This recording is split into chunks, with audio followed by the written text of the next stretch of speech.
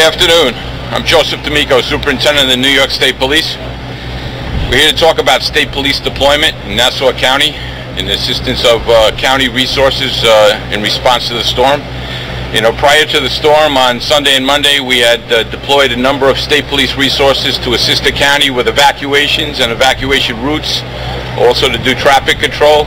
Immediately after the storm, we came in with some heavy resources, including 3 swiftwater rescue teams, 3 helicopters complete with crews, and throughout the week we beefed up our resources here in Nassau County to assist Long Beach and the Nassau County PD. And at the current time, with our latest deployment, we will now have somewhere between 250 and 300 state police resources on the ground at any given time in Nassau County. Basically, we're assisting the shore communities here in recovery. The state police forces include the New York State Park Police, the Environmental Conservation Police, and the Forest Rangers, among our numbers. At the current time, we have uniform and plainclothes state police members here, and our primary function is anti-crime patrols and anti-looting patrols. Most of the areas are divided up so that in addition to state police resources, we're complementing Nassau County Police and also the National Guard. Many of the Humvees that you see driving around have a uniform state police member contained within the Humvee vehicle. We expect to continue here for the duration and as long as we're needed. And I'm sure we'll be answering some questions, but at this time I'd like to introduce the County Exec Mangano.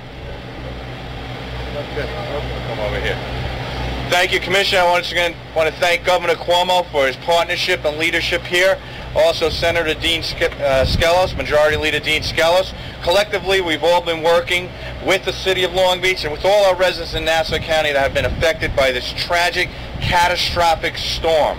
And part and parcel of that is to be able to secure our neighborhoods and increase public safety. Our Nassau County police officers have been working round the clock assisting our residents. We still have needs with respect to traffic control and other security issues. Our message in Nassau County is clear. If looters come here, you will be caught and you will be punished to the fullest extent of the law.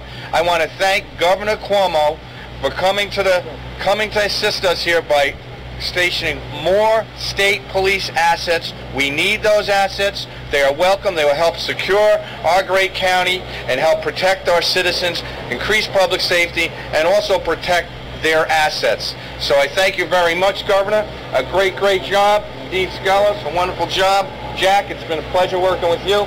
And to our state police, our Nassau County Police, and all those working in law enforcement and volunteering here in Nassau County, please stay safe.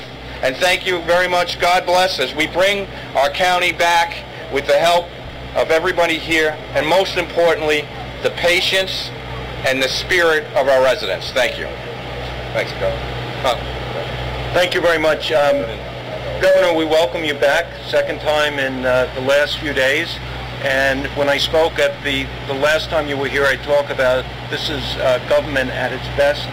People at all branches of government working together to restore power and to restore our lives back to the way they have been before the hurricane. Our first responders, all we can do is say thank you. And Governor, you've been most gracious in deploying them where necessary. Just before we came here, we were down at Nickerson Park with so many volunteers and individual groups like Island Harvest that have literally thousands and thousands of meals that they are going to distribute to different people that are suffering right now. So this is, again, our first responders, our volunteers, our government officials. We say thank you, and I'm delighted again to introduce, he needs no introduction, our Governor, Governor Cuomo. Thank you very much. Thank you. Thank you very much. First to County Executive Ed Mangano. I don't know how he's still on his feet. He's been up 24 hours a day since this first began. He's been a great partner for me to work with. He's doing an outstanding job. So County Executive Ed Mangano, congratulations to you and all the people of Nassau. Owe him a debt of gratitude for his leadership. Let's give him a round of applause.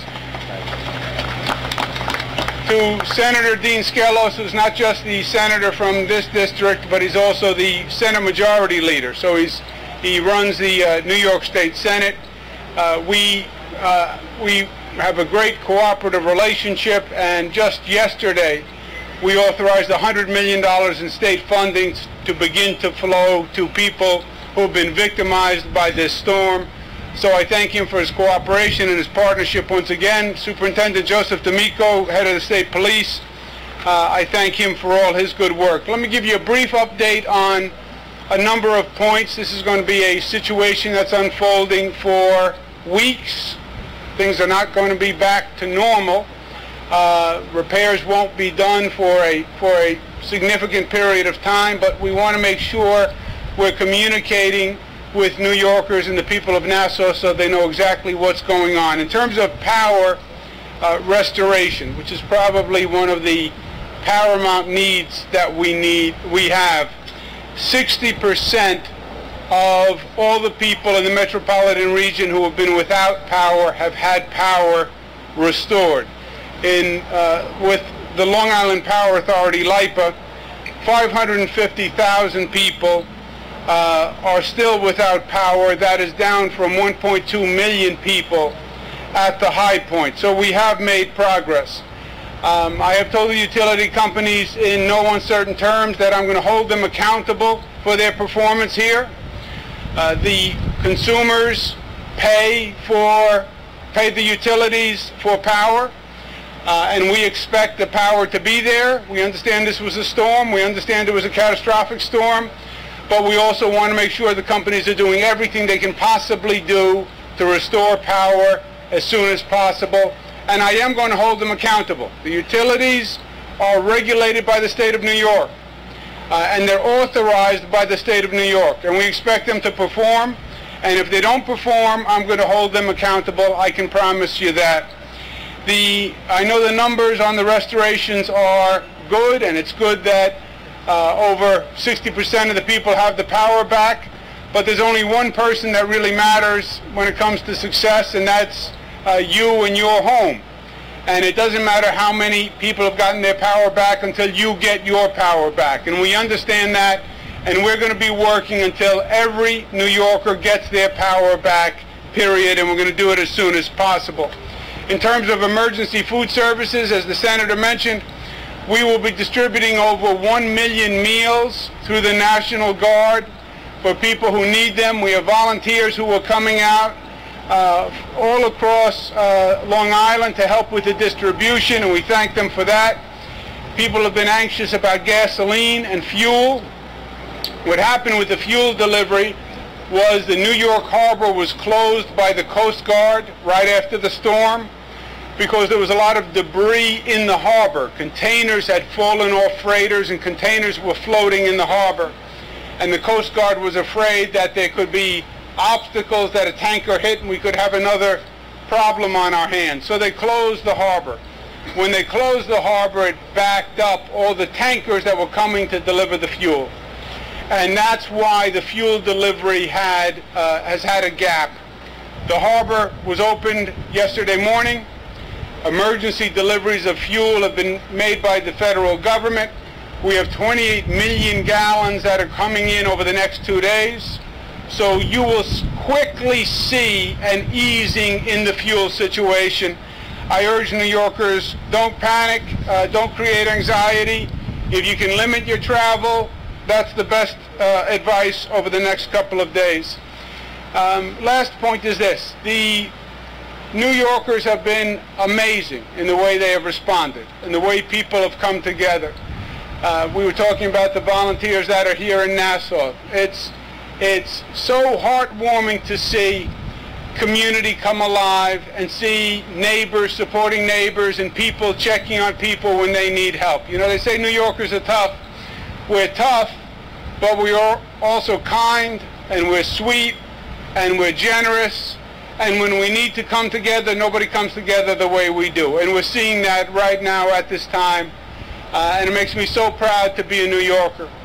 We also want to make sure that nobody takes advantage of the situation. We want to make sure that public safety is what it should be. And that's why we have the state police who are here who have brought state police from upstate New York and are redeploying them to Long Island to make sure that the local police officers have the support they need so they can be doing the emergency work they need, and the state police are backing them up. The spirit of neighborliness is something special. Also, public safety will be restored, so we don't want anyone to think that the police are distracted. They're not. They're here. They're on the ground.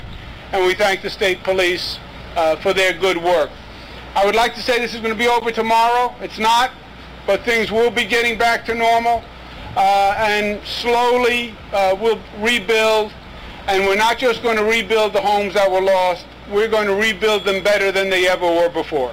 I believe that, and we're going to do it together. So thank you, and God bless you. Questions? Yeah.